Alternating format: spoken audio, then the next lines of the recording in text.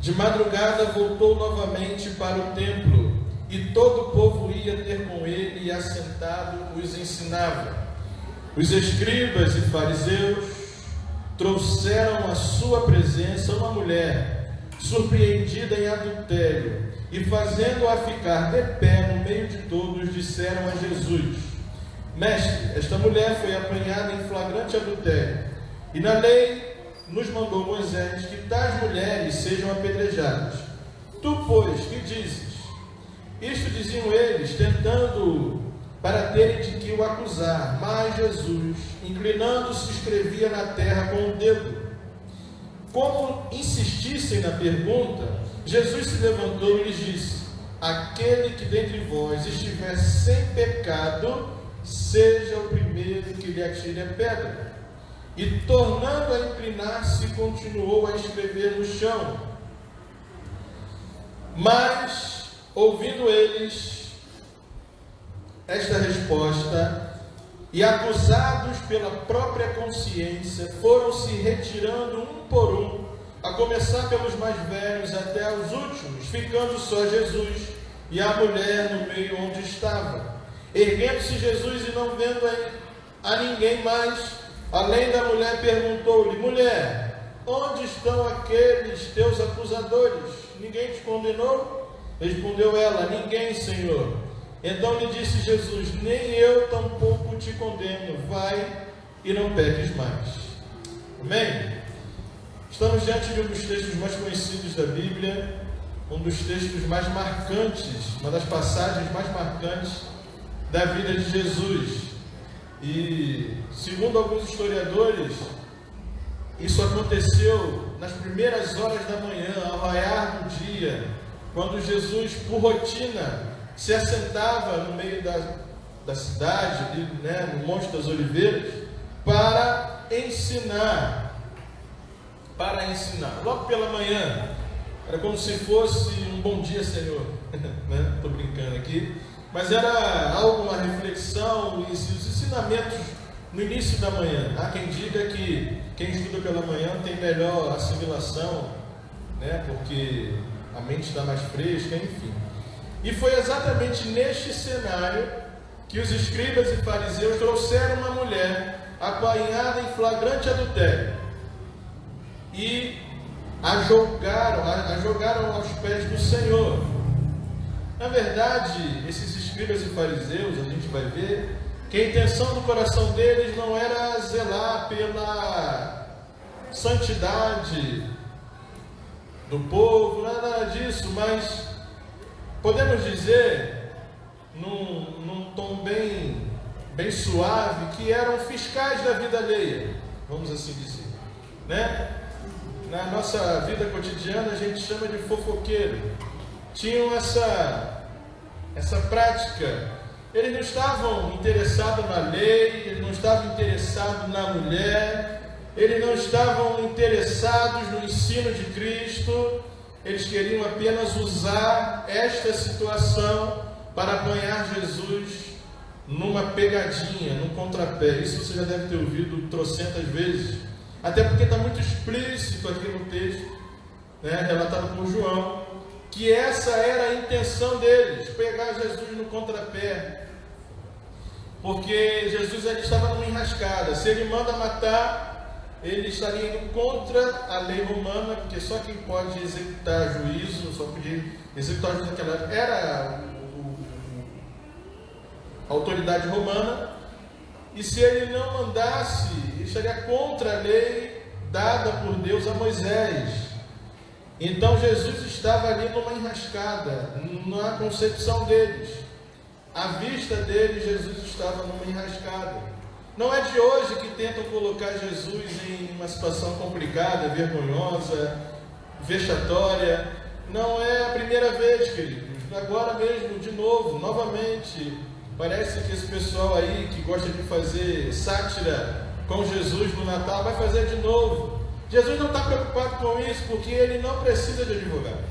Então não precisamos se preocupar com isso. A gente realmente não tem que assistir, não tem que dar ibope, mas também não tem que ficar fazendo, bater panela, não tem que fazer nada disso. É isso que eles querem, ibope. Deixa lá. Jesus não precisa ser defendido, porque não é de hoje que ele é colocado em situações vexatórias ou tentando o pegar num vexame.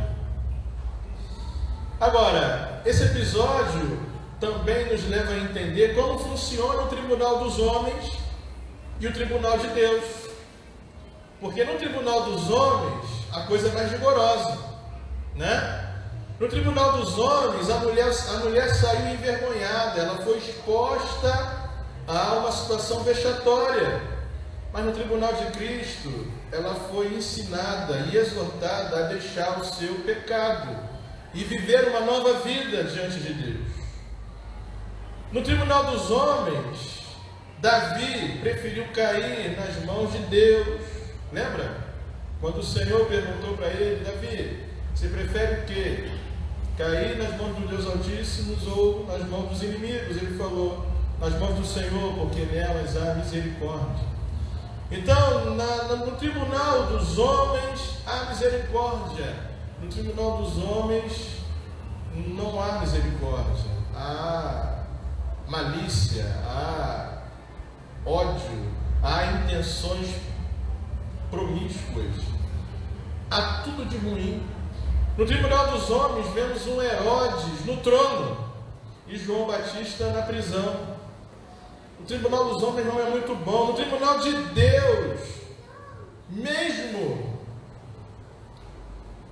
no tribunal dos homens, mesmo um ladrão, à beira de ser condenado à morte, é liberto, e um inocente é condenado. O tribunal dos homens sempre tem um juízo pesado. No tribunal dos homens, José do Egito, lembra dele? Mesmo inocente, mesmo não tendo nada contra ele, ele vai para a prisão. Jesus é um inocente condenado à cruz no tribunal dos homens. E Barrabás, um salteador, há quem diga que era um político, um preso político, ele é libertado. No tribunal dos homens, o juízo não é tão justo assim. Essa mulher apanhada em adultério está prestes a ser apedrejada. Porém, no tribunal de Deus, a gente viu aqui que ela é absolvida e perdoada. E é esse tribunal que eu quero te apresentar nessa noite.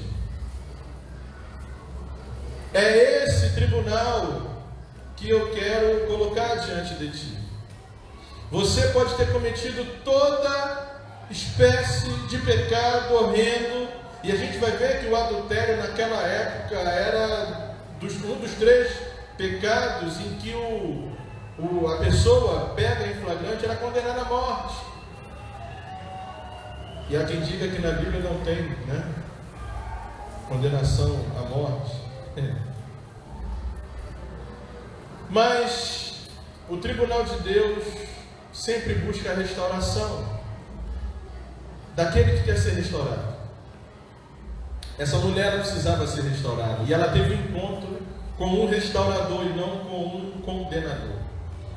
E Jesus, um dia, ele vai vir para condenar, para lançar juízo sobre aqueles que o rejeitaram. Mas hoje eu te digo que este Jesus que absolveu e perdoou esta mulher e a exortou a viver uma nova vida, ele continua presente, executando juízo de perdão de pecados àquele que reconhece que precisa de perdão. Agora, precisamos chamar atenção para algumas coisas acerca dessa mulher. Vamos ver a condição dessa mulher. A condição dela vai dizer muito sobre nós. Muito, talvez, sobre uma pessoa longe de Deus. Uma pessoa distante do caminho do Senhor. Esta mulher, ela retrata a queda moral do homem diante de Deus. Primeiro, ela se aproveita da festa, que era a festa dos tabernáculos, que estava acabando, para pecar. Estava chegando ao fim, e ela aproveitou o final da festa, ela aproveitou a saída de todos, o burburinho de desliga a luz, apagar as luzes, para dar vazão aos seus desejos e cair nas teias do pecado. Eu quero te dizer, querido, que não há pecado, já falei isso aqui trocentas vezes, não há pecado nenhum que nós sejamos imunes. Não há. Basta estarmos na condição apropriada para pecar. E qual é a condição apropriada para pecar? Distante de Deus, sem intimidade com o Pai. É impressionante o número de pessoas em que nós constatamos que já estavam em quarentena, já estavam em pandemia antes mesmo dela acontecer. Porque agora, o motivo de não ir à igreja, o motivo de não se relacionar com a igreja, o motivo de não estar presente nos cultos, é simplesmente porque estamos em pandemia. Mas essa mesma pessoa, ela pode ir em qualquer lugar, menos na igreja. Até porque, se ela for acometida pela doença, ela pegou aonde? Na igreja. Não foi na festa que ela foi, não foi na escola, não foi alguém que entrou na casa dela, que ela recebeu, não, foi na igreja. É claro, que a igreja precisa tomar os seus cuidados. É claro que precisamos seguir os protocolos, mas também não podemos usar isso como bengala para se afastar de Deus. E essa mulher, ela na verdade está na condição de toda pessoa que não quer um relacionamento com Deus. Ela está completamente distante do Senhor, e ela, nessa condição, assim como qualquer outra pessoa, dá vazão aos seus desejos, ao seu desejo de pecar. Nós vamos ver lá em Gálatas que é da natureza do homem o pecar. A natureza carnal é inclinada aos maiores defeitos, aos maiores pecados. E o primeiro deles é a prostituição, a imoralidade sexual. Porque, por natureza, segundo Paulo aos Gálatas, todo ser humano é imoral sexualmente. Todo ele. Uns mais, uns menos.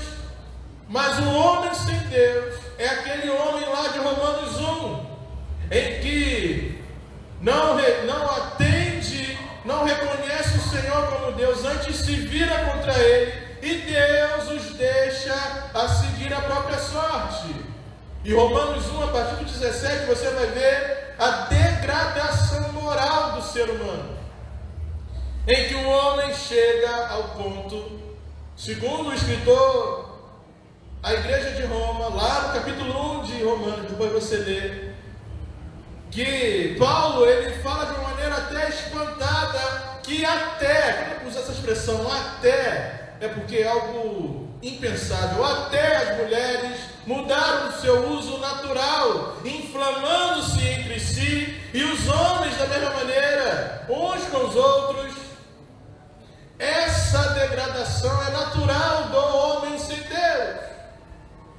Então, querido, o que a gente precisa entender acerca da homossexualidade, acerca do lesbianismo e toda sorte de depravação sexual que há, é que isso é uma condição natural do ser humano sem Deus. Nós, enquanto igreja, não devemos nos espantar com isso. Pelo contrário, devemos pregar que Jesus liberta e mostrar realmente você tem essa inclinação. Mas não é porque você quer, é porque a sua condição moral diante de Deus ela leva a isso. As maiores perversões sexuais nada mais são do que o juízo de Deus sobre o homem, que que o rejeitou, que o abandonou, que se voltou contra ele. Pelo menos é isso que a gente lê em Romanos. E a igreja, ela não vai nunca aceitar esse tipo de prática, porque se ela é juízo de Deus para o homem, automaticamente nós não podemos permitir que isso aconteça dentro das nossas igrejas, dentro dos nossos arraiais. Não existe esse tipo de aceitação à luz das Escrituras. Pecado é pecado e continua sendo pecado em qualquer lugar. E o adultério até pouco tempo era crime, lembra disso? Era crime, mas agora não é mais. Mas não deixa de ser pecado. Não deixa de ser pecado. E essa mulher, ela aproveitou uma oportunidade para dar vazão aos seus desejos carnais. E todo homem sem Deus, ele é assim. Todo homem distante de Deus, ele é assim. E ela traiu o seu marido. Ela era casada. Segundo, o estudo um pouco mais apurado da língua aqui no original do grego, a palavra usada para adultério, que assim, a língua grega, ela é muito mais rica do que a língua portuguesa, no sentido de tudo, Ela é muito mais, tem palavras que nós não temos como traduzir, porque ela tem variações, a começar pela palavra amor, Amor para a gente é amor, a gente vai entender o sentido da palavra no contexto do texto. Mas no grego você tem várias palavras que definem amor de um homem para a mulher, o amor de um marido, de um pai para um filho, o amor entre irmãos, o amor entre amigos. Cada uma desses tipos de sentimento tem uma palavra. Então, na verdade, a palavra adultério aqui empregada lá no grego só era aplicada para quem era casada. Então, essa mulher era casada, o que descreve uma relação extraconjugal. E esse pecado era um dos mais terríveis pecados na concepção dos judeus, porque os fariseus e os doutores da lei diziam: todo judeu deve morrer antes de cometer idolatria, assassinato e adultério. Diante desses pecados, todo judeu deve morrer. Então essa mulher estava sendo condenada à morte, e ela é jogada diante de Jesus, porque ela é flagrada em ato pecaminoso. Ela não tinha desculpa, porque ela foi pega. Ela foi pega em adultério. A pior coisa que tem para um pecador é ser pego, surpreendido, como diz aqui no versículo 3. Uma mulher surpreendida em adultério. O interessante é que já nota a intenção ruim daqueles homens que a pegaram, porque quem adultera não adultera sozinho. Estou certo ou estou errado? E a lei mandava apedrejar os dois. Só que eles pegaram a menina e mandaram o cara meter o pé. Porque na verdade a intenção deles não era zelar pela lei de Deus, não era zelar por ela, não nada, eles simplesmente queriam tripudiar em cima de Jesus. E eles pegaram um bode expiatório, e esse foi essa mulher. Ela não tinha desculpa, não havia como fingir, ou mentir, ou negar que estava no envolvimento sexual com outro homem, porque ela foi flagrada. Ela foi flagrada. Há muitas pessoas que diante do seu pecado mentem, fogem, enganam, mas não era o caso dessa mulher. Eu costumo dizer que há dois tipos de confissão. Há aquela confissão em que a pessoa peca e vai até você, te procura e fala: olha, eu fiz uma coisa horrorosa. E começa ali a desenrolar, o livro. E há aquela outra confissão em que a pessoa, quando ela não se vê mais sem jeito, ela está ali, pressionada para confessar. Então não é uma confissão, é uma admissão, diante de todos os fatos que já estão expostos. Isso para mim não é confissão, isso para mim é admissão. Confissão é quando aquela pessoa vem voluntária e ela diz voluntariamente. Ou então, quando surpreendido, não nega, simplesmente reconhece, como Davi, que foi confrontado e reconheceu que estava em pecado. Ele não resistiu a palavra de Deus através do profeta. Agora, quando você confronta o pecador e ele começa a botar a culpa em A, B, C, D, A, pode saber que não há arrependimento. No máximo há admissão. Depois de 1 hora, tá bom, fui eu mesmo. Então, ele admitiu, porque não tinha mais para onde correr. E essa mulher, ela foi pega em flagrante. Ela não tinha como negar. E ela foi humilhada, porque ela foi arrastada à força para fora da cidade. E quando se coloca para fora da cidade, o pastor falou isso aqui pela manhã, é porque já há intenção de morte. E levam aos pés de Jesus, que estava ali, tranquilão, ensinando no Monte das Oliveiras. Eles não a trataram com dignidade. Deixa eu te falar uma coisa, querido. O mundo não trata você com dignidade. Não há dignidade humana no mundo. Não há dignidade humana diante dos homens. A dignidade humana está diante de Deus. É Deus que restitui ao homem a sua dignidade perdida lá no Éden. Eles não viram ela como uma pessoa com sentimentos, mas apenas como mais um caso, como um bode expiatório para pegar Jesus. O objetivo deles não era a restauração dela, e sim a morte dela, não só dela, como também a condenação de Jesus. Expuseram à vergonha, esmagaram ela, emocionalmente, psicologicamente. Agora, a gente vai entender um pouquinho da misericórdia de Jesus. Jesus, ele diante de tudo isso, sabendo da intenção daqueles homens, ele age com misericórdia. Em primeiro lugar, Jesus demonstra que só aquele que está livre de pecado tem o direito de exercer seu juízo sobre as faltas dos outros. Versículo 7. Aquele que dentre vós estiver sem pecado, que atire a primeira pedra. Jesus já tinha dito que com a medida que julgarmos, seremos julgados. Jesus alertou acerca do perigo de querer tirar o cisco do olho do irmão, enquanto no nosso tem uma trave.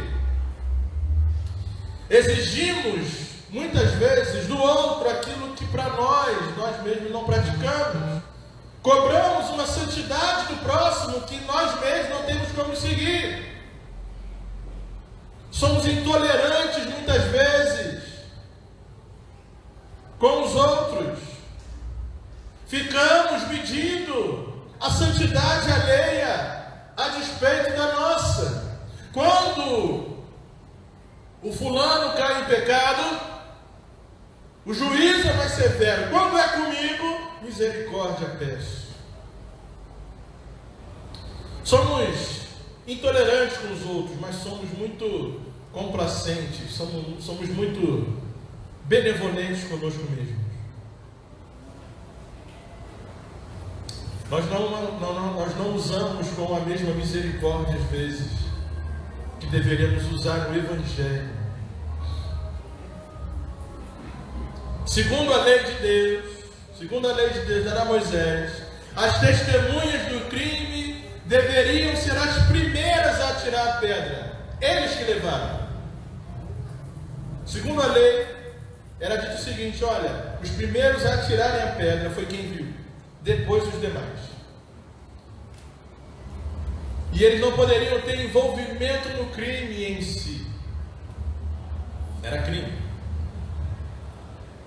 E aí Jesus, ele joga essa pergunta e ele simplesmente rasga o véu e mostra, e expõe o pecado de todos ali também. Corremos o risco, irmãos, de no tribunal de Deus, quando expomos um próximo à vergonha, corremos o risco de sermos envergonhados juntos, porque foi isso que Jesus fez. Trouxeram a moça, a mulher humilhada em praça pública, envergonhando-a, porque a lei de Moisés dizia isso.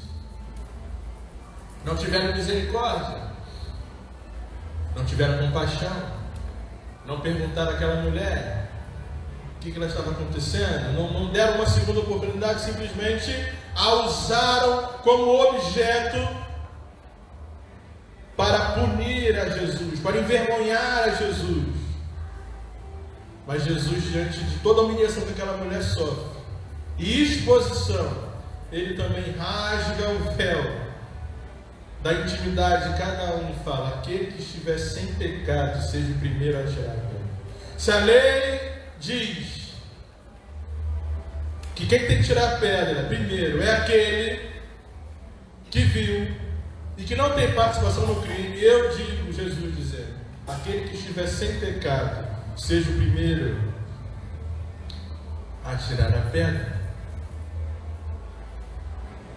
Interessante foi o que Jesus fez no versículo 8: e tornando a inclinar, continuou a escrever no chão. E aí eu vou de novo explorar um pouquinho a língua original do texto, o grego, que o vocábulo usado para sem pecado tem o mesmo sentido, a mesma conotação. Jesus estava dizendo para eles o seguinte: olha, não é só quem está sem pecado, mas também sem desejo pecaminoso. Todo aquele que estiver sem pecado e também sem desejo pecaminoso seja o primeiro a tirar a pedra. Então Jesus estava dizendo para eles exatamente o seguinte: olha, só podem apedrejá-la se nunca desejaram no coração fazer o mesmo. E isso é daí que eu tiro uma conclusão minha. Não li em teólogo nenhum, não li em livro nenhum. Conclusão minha diante do estudo do próprio texto original é que, se o sentido do texto era esse, só pode atirar pedra aquele que nunca desejou no coração cometer o mesmo, Jesus estava dizendo para todos ali exatamente isso que você está entendendo: atire a pedra você também, que está aqui e não fez o mesmo. E interessante que eu não gosto de fazer propaganda de novela, mas a novela Jesus, eles foram felizes, ao meu ver, da Record, ao romancear isso. Porque quando Jesus pergunta isso lá, no romance da novela, vem à memória de todo mundo que está ali os seus pecados sexuais cometidos anteriormente, às escondidas, às escuras, inclusive dos próprios fariseus e dos escribas que a levaram. E ao invés de eles serem os primeiros a atirar, eles foram os primeiros a largar as pedras. O que eu aprendo com Jesus e o que nós, enquanto igreja dele, devemos aprender é que a gente não deve esmagar a cana quebrada. Aquela mulher já estava por demais humilhada, ela já estava por demais envergonhada. Jesus, ele não valoriza o pecado, ele não acoberta o pecado, ele não só afirma o pecado dela, mas ele também afirma o pecado dos outros. Olha, tudo bem, ok, o pecado dela é passível de morte, mas se você não tiver tido no seu coração o mesmo desejo que ela teve, pode atirar a primeira pedra. Jesus valoriza a lei, valoriza a santidade, ele expõe a gravidade do pecado, ele não fala para não atirar a pedra, simplesmente ele ama o pecador em busca da restauração. E deixa eu te falar uma coisa, querido: Jesus, ele é da natureza de Jesus perdoar, é da natureza de Jesus amar aquele que precisa de compaixão. E olhando para Jesus, eu aprendo 3 coisas maravilhosas aqui nesse pedaço. Eu aprendo que a lei é santa, eu aprendo que o pecado é maligno e leva a pessoa à morte espiritual, mas eu também aprendo que o amor de Deus por nós é infinito, não tem limite. Ele enfrenta acusadores. Ele enfrenta aqueles que tentam tripudiar sobre o nosso pecado, para restaurar a nossa vida, não para passar a mão do nosso erro. Jesus age com misericórdia com essa mulher. Ele não veio para condenar, ele veio para salvar. E é esse mesmo Jesus que está presente nesse lugar. Talvez você esteja lembrando, querido, de situações muito ruins da sua vida. Talvez você esteja lembrando de pecados que somente você sabe, que não foram pegos em flagrante. Mas eu quero te dizer que Jesus, Ele tem um amor por nós infinito. E Ele pode restaurar você. Ele pode, Ele quer restaurar você. Ele quer tratar das suas feridas. E Ele, assim como Ele fez com essa mulher, Ele quer fazer também conosco. Não há diante de Jesus o pecador maior, o pecador menor. Há diante de Jesus pecadores. O perdão de Jesus para aquela mulher não era um salvo-conduto para continuar pecando. Até porque Jesus fala assim: olha, vai, se eles não te condenam, eu também não vou te condenar. Vai, mas não peques mais. Jesus não condenou a mulher, mas ordenou que ela abandonasse aquele estilo de vida pecaminoso que ela estava tendo. Jesus restaura a dignidade daquela mulher. Ela chega humilhada e sai exaltada. E quem chegou por cima, saiu por baixo. É assim, no tribunal de Deus é assim. Aquele que chega com o nariz em pé é humilhado, e aquele que chega humilhado é restaurado. Aquele que condena o seu próximo pelo pecado dele, por Jesus também é condenado pelo seu próprio pecado. À medida que julgares, sereis julgados. Ele em nenhum momento disse que ela era inocente.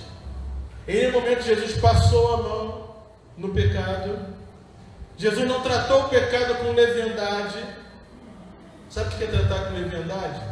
Fingir que não está vendo, passar a mão por cima, tratar como uma coisa de menor valor.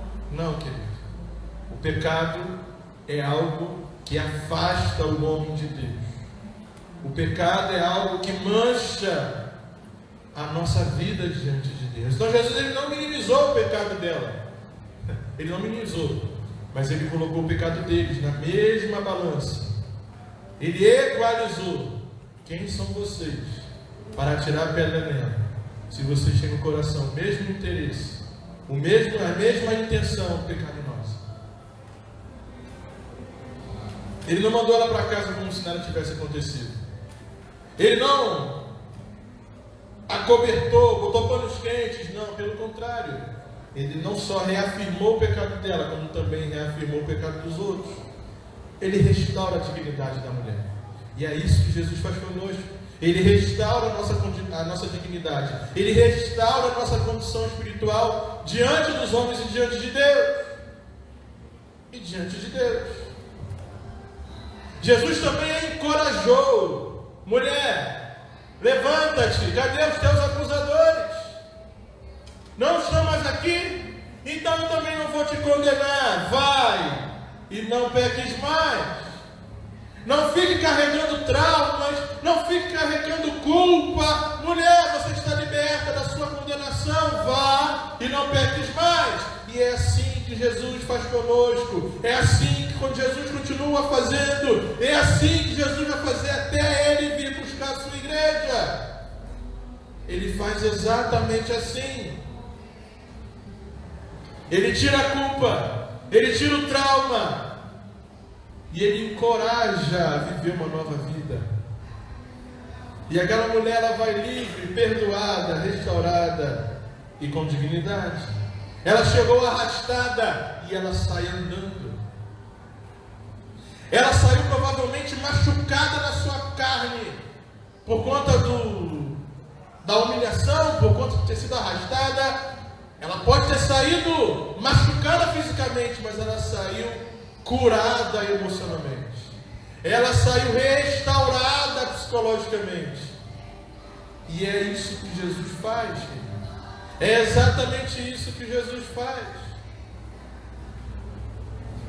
E eu aprendo com essa mulher e com Jesus também, que o arrependimento é mais do que um sentimento.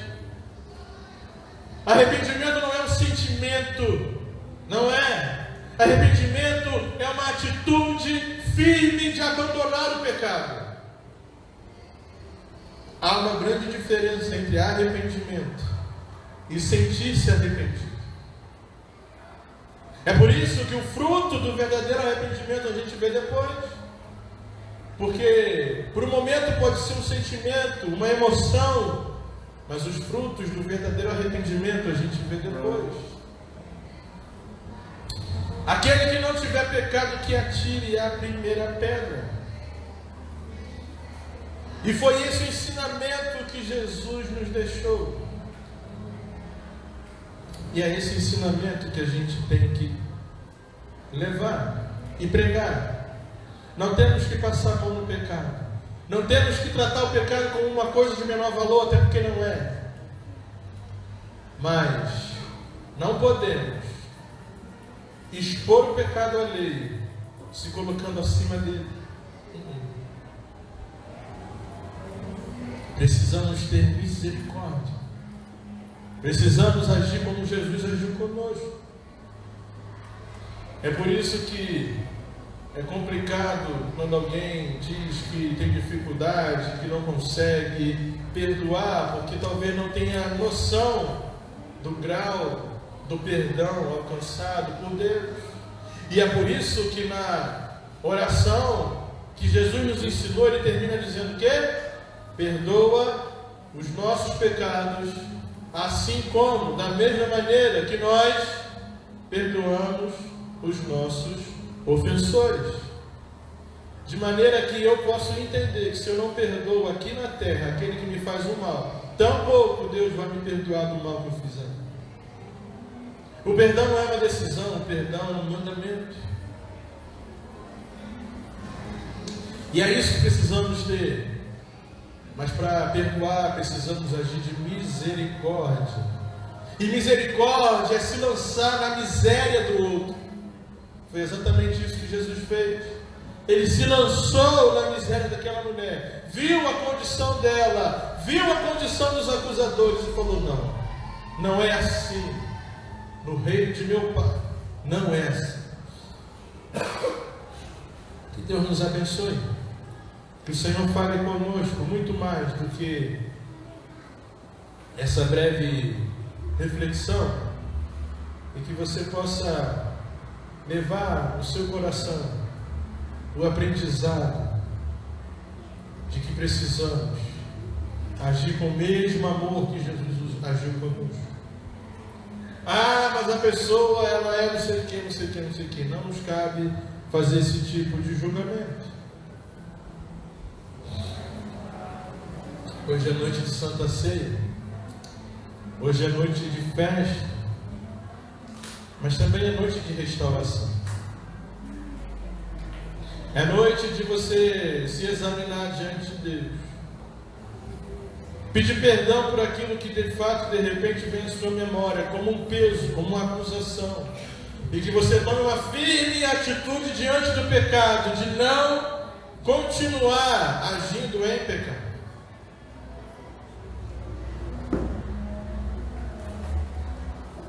E participar da ceia do Senhor. E eu disse na última ceia, eu vou dizer de novo: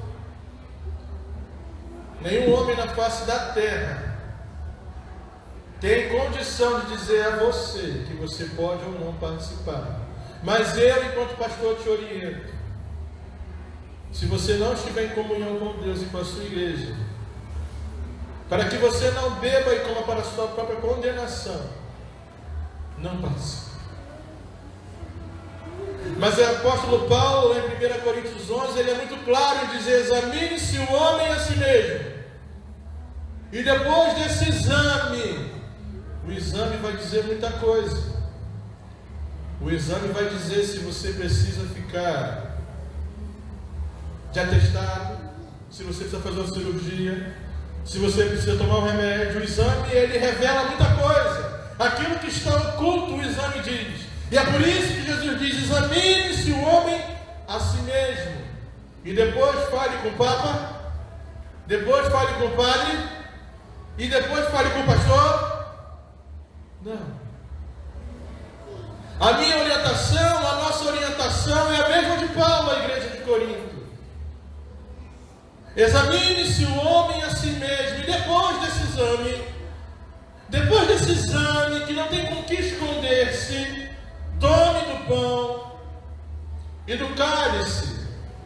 Mas aquele que participa da mesa do Senhor de maneira indigna se torna réu, se torna culpado do corpo do Senhor. E Paulo continua dizendo o quê? E é por isso que há entre vós, na igreja de Corinto, muitos enfermos, e não poucos os que morrem. Diante dessa palavra, fica a decisão, querido. Se você hoje toma uma atitude firme diante do pecado, de não mais cometê-lo, de se restaurar com Deus e com a igreja e diante do Senhor, participe, celebre e anuncie a morte do Senhor até que Ele venha. A maior, talvez, exposição ruim do nome do Senhor não é o que os amigos lá do Netflix fazem todo final de ano. Não é isso, porque aquilo por eles já é esperado. A condição deles é orar para que Jesus o alcance com salvação antes que Ele venha. Mas o maior tripudio em cima do nome do Senhor é participar da mesa dele indignamente. Essa é a maior zoação, entre aspas, com o nome do Senhor.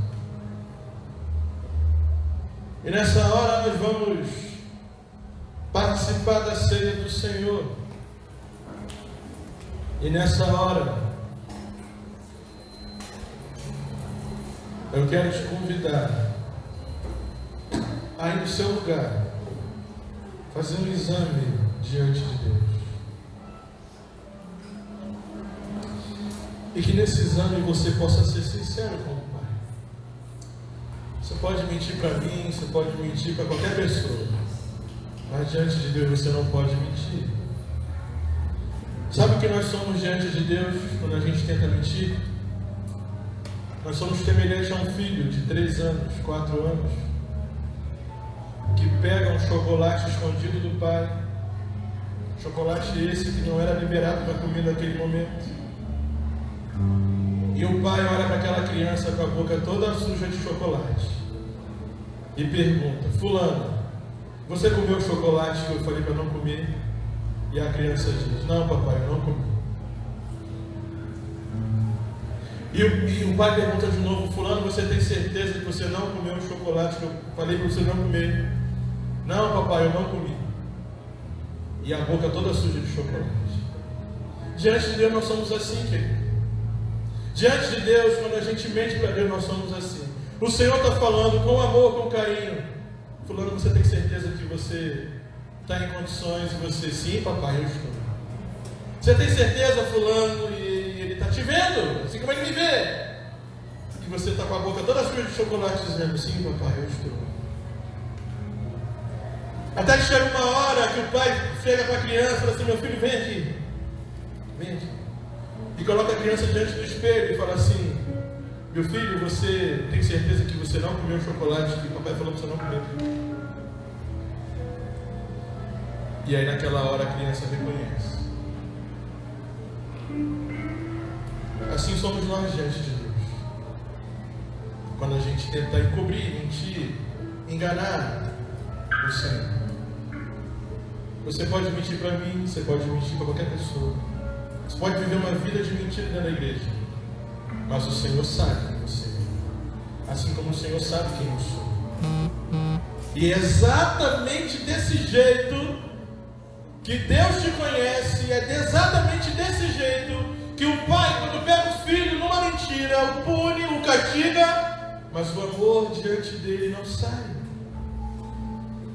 A repreensão do pai a esse menino, a essa criança, é uma repreensão de amor, de restauração, para salvar aquela criança de um mundo tão difícil que ela vai enfrentar. E é dessa maneira que o Senhor nos olha e nos vê e nos ama. E mesmo diante disso, Ele age com punição, com disciplina. Mas Ele só disciplina os filhos. Aos bastardos Ele não disciplina. Se você é filho, com certeza, em algum momento, você será repreendido pelo Senhor. Porque não há filho a esse que Deus não repreenda. Até aquele que a Bíblia chama do segundo coração de Deus, para alguns os queridinhos do papai, né? Davi, o coração de Deus, queridinho do Senhor, foi repreendido fortemente. Mas o amor de Deus por nós é muito maior. Ele nos ama de maneira incondicional. Então esse é o momento de você se encontrar diante do espelho com seu pai, com a boca cheia de chocolate. Falar, Senhor, eu comi o chocolate que não era para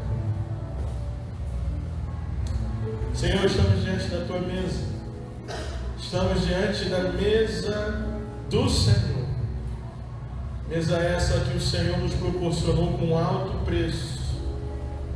Preço esse que já foi pago na cruz do Calvário. E esse preço lhe custou a própria vida. Lhe custou o sangue vertido na cruz por cada um de nós. Senhor, estamos diante dela e queremos, Senhor, que nessa hora o Senhor nos dê condição de participar dela. Que nós venhamos a reconhecer as nossas falhas, as nossas limitações, os nossos pensamentos maliciosos, os nossos pensamentos pecaminosos. E que diante de Ti, diante do espelho, entreguemos tudo diante do Senhor. E que o Senhor restaure a nossa vida, o nosso coração. E que, da agora por diante, tenhamos uma nova vida contigo. Assim como aquela mulher que foi humilhada, exposta, envergonhada diante de todos, ela saiu restaurada e perdoada diante de todos. Aqui está o pão e o suco de uva que representam o corpo e o sangue de Cristo vertido na cruz por cada um de nós. Queremos, Senhor, consagrar esses elementos nessa hora, nesse momento, para que tornemos-nos participantes deste momento tão glorioso, tão festivo que é a ceia do Senhor. Muito obrigado, Senhor, pelo teu sacrifício na cruz por nós. Muito obrigado, Senhor, porque o Senhor nos amou com um amor incondicional. E assim como o Senhor fez com os discípulos a quem o Senhor escolheu, o Senhor continua chamando e vocacionando os teus filhos para viverem uma nova vida diante de Ti. Que o Senhor nos abençoe nessa hora. É a nossa oração em nome de Jesus. Amém. Amém. Você. Esse é meu respirar.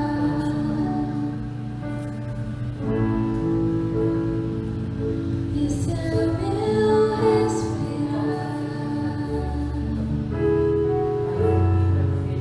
Teu Santo Espírito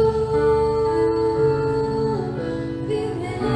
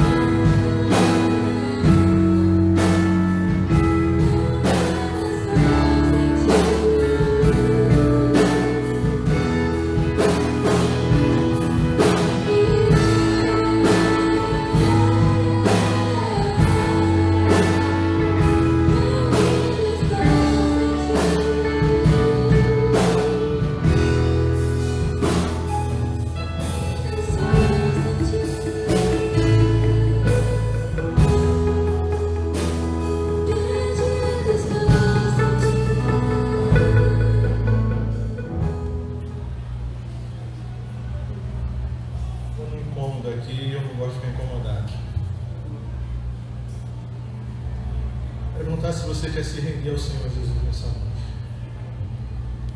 Você que ainda não se rendeu diante dele. Eu acho que a expressão melhor é essa, render-se. Você que ainda não reconheceu que precisa dele, mas que nessa noite você reconheceu. Você quer hoje render-se ao Senhor, porque se não for hoje vai ser um dia.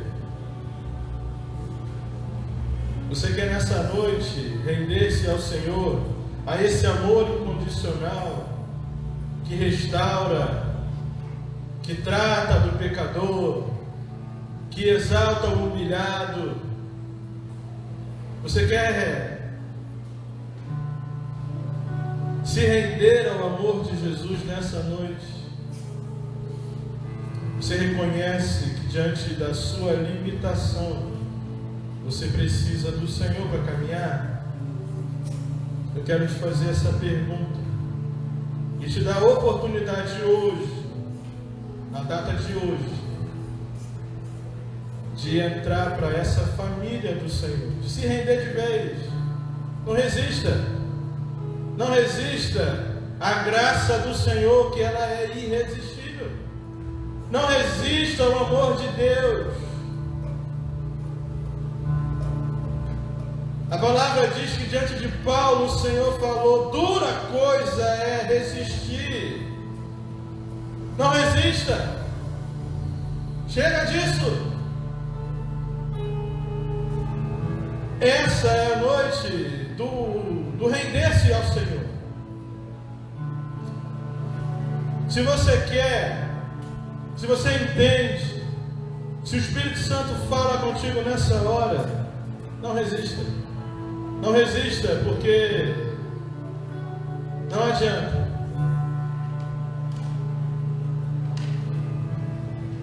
Se você quer, você vem aqui. Pega aqui o pão, o cálice, participe conosco.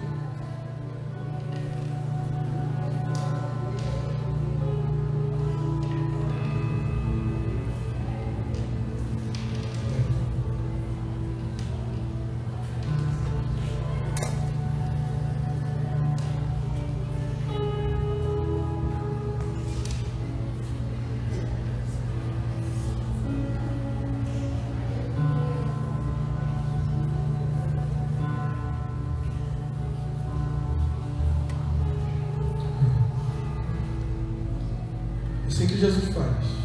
Falou as coisas ali. Confessou o pecado.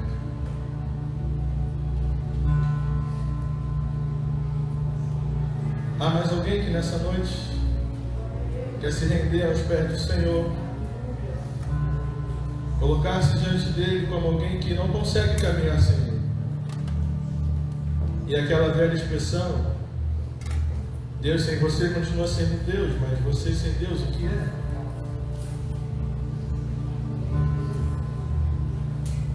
Se você quer, ainda tem aqui para participar da família do Senhor conosco, celebrando a morte do Senhor nessa hora. Não resista à voz do Espírito Santo. Renda-se ao Senhor nessa hora.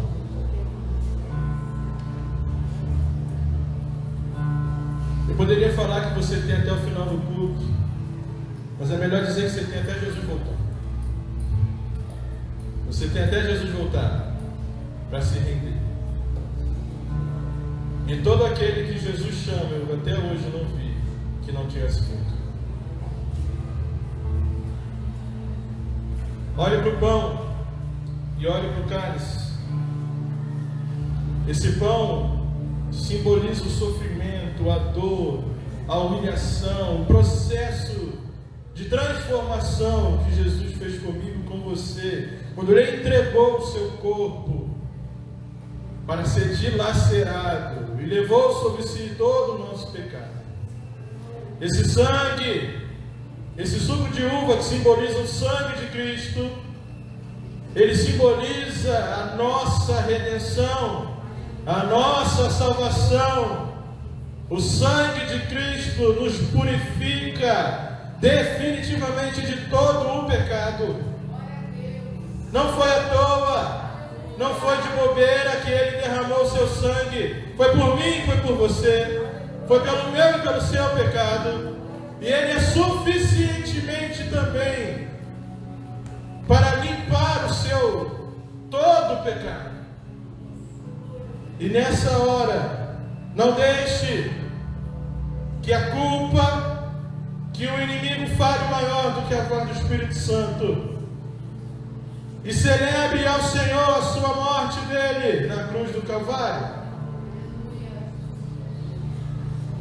E que você, depois disso, tome desse cálice, coma desse pão, celebrando a morte do Senhor, o perdão de Deus para mim e para você nessa hora. Participemos dele todos.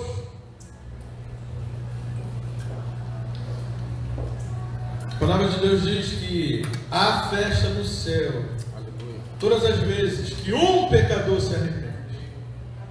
E nessa noite nós tivemos. Aleluia. Há festa no céu. E há momentos de festejarmos. Você pode aplaudir o Senhor nessa hora, glorificar o nome do Senhor com a sua boca, com as suas palmas, com a sua vida.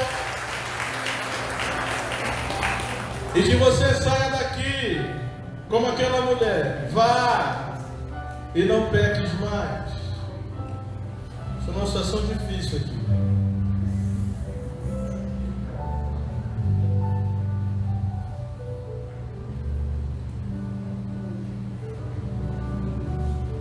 Davi e Jonas disseram que querem se batizar.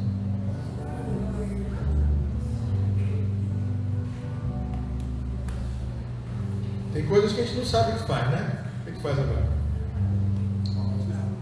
O que faz agora?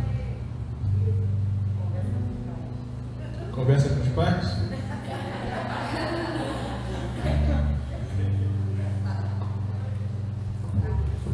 Davi, por que você quer se batizar? No coração. Quem falou no seu coração? Jesus. Falou o quê? Que eu tenho que me batizar. Mas por que você tem que se batizar? Para eu ser feliz para sempre. Jonas, por que você tem que se batizar?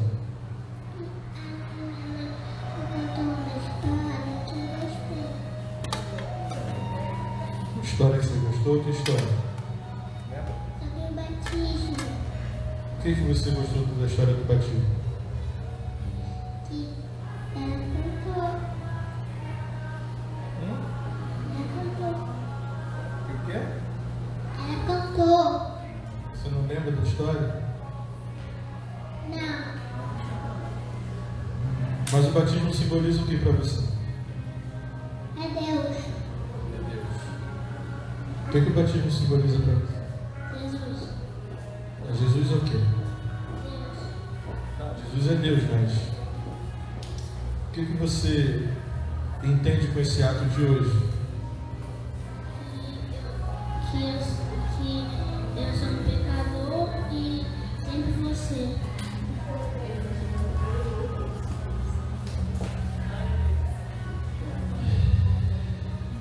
O pessoal foi rápido, né?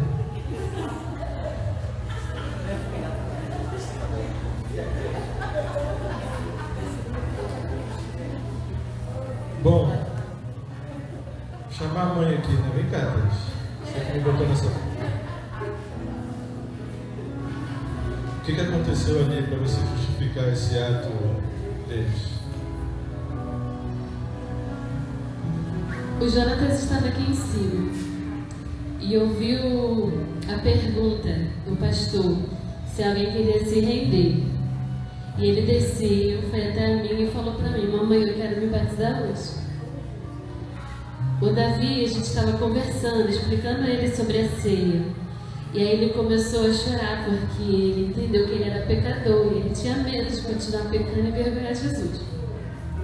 E eu falei para ele que Jesus ia ajudar ele. Ele estava com vergonha de vir até aqui. Aí ele falou: mamãe, vamos junto? Eu falei: você tem que tomar essa decisão sozinho. E aí ele resolveu tomar essa decisão. Ok. Então, Davi, vem cá. Você reconhece que você é pecador? Sim. Você reconhece que precisa de Jesus para caminhar com Ele e te ajudar na sua vida aqui na Terra? Sim. Você acredita na Bíblia? Sim. Por que você acredita na Bíblia?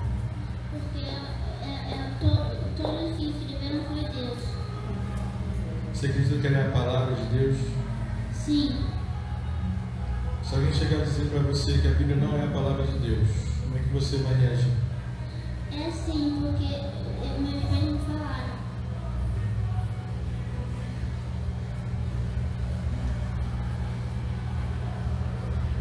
Então, irmãos, vamos ficar em pé, estende as mãos para cá, vocês que estão aí. Davi, fica de joelho. Não, escuta a voz.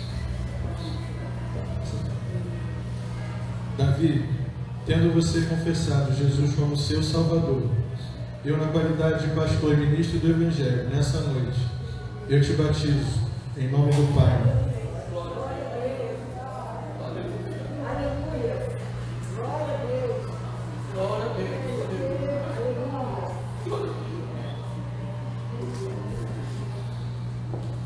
em nome do Filho, Aleluia. em nome do Espírito Santo.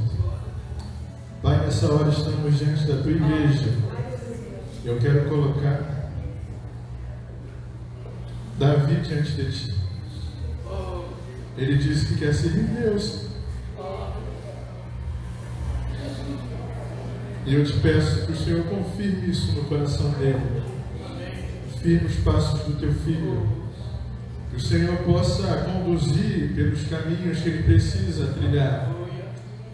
Senhor, que isso seja uma confirmação da tua chamada na vida dele. Que o Senhor possa, nessa noite, estar confirmando no seu coração, até o último dia de sua vida, ou até o Senhor Jesus voltar, que ele é teu, é filho teu, regenerado teu, para a honra e glória do teu nome, em nome de Jesus. Amém. Vem cá, Jonas. Você acredita que Jesus é o Senhor? Sim. Por que você acredita que Jesus é o Senhor? Ele é nosso Salvador. Você Bíblia? Sim. Por que você acredita na Bíblia? É a palavra de Deus. Você confia que Jesus é o seu Salvador, é isso mesmo? Sim. Se alguém chegar para você e dizer que a Bíblia não vale nada, não serve para nada, como é que você vai dizer diante disso? Que ela fala sobre Deus, que Ele é o nosso Salvador. Então você confirma que Jesus é o seu Salvador? Sim.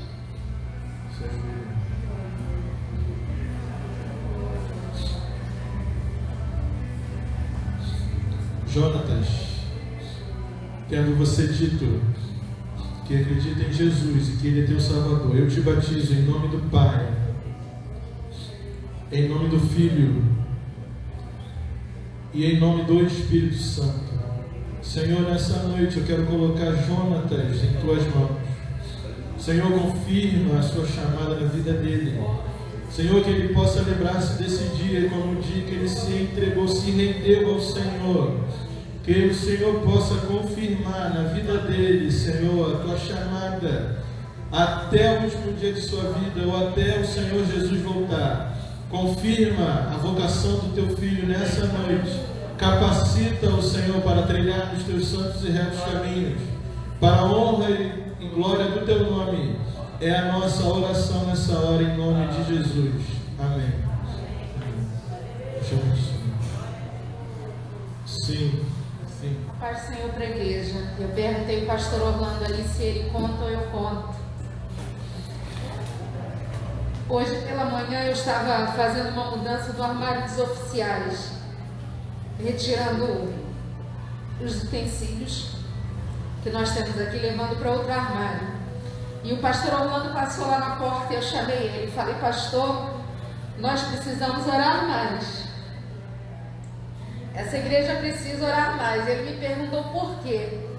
Eu mostrei para ele e falei: olha a pilha de toalhas de batismo que nós temos aqui e nós não temos usado. Nós temos toalhas demais aqui para estarem paradas. Nós precisamos orar, pois há muito tempo não temos um batismo na nossa igreja. E ele saiu da sala e agora ele falou assim para mim: você orou? Eu falei: eu orei. Aí hoje eu também orei e pedi a Deus por um batismo nessa igreja. Deus deu um para o senhor e para mim. Não tinha como a gente ir embora sem testemunhar algo tão tremendo da parte de Deus. Amém.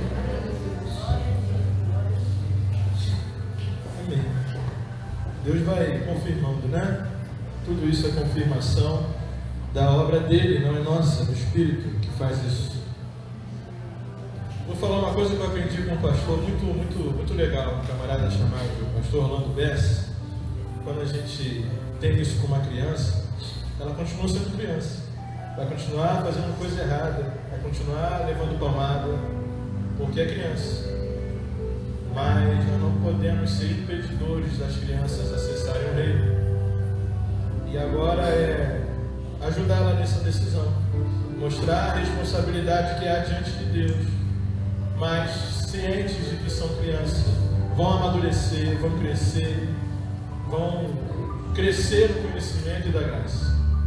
Então essa é a nossa recomendação. Amém? Vamos cantar ao Senhor, não é isso? Aleluia.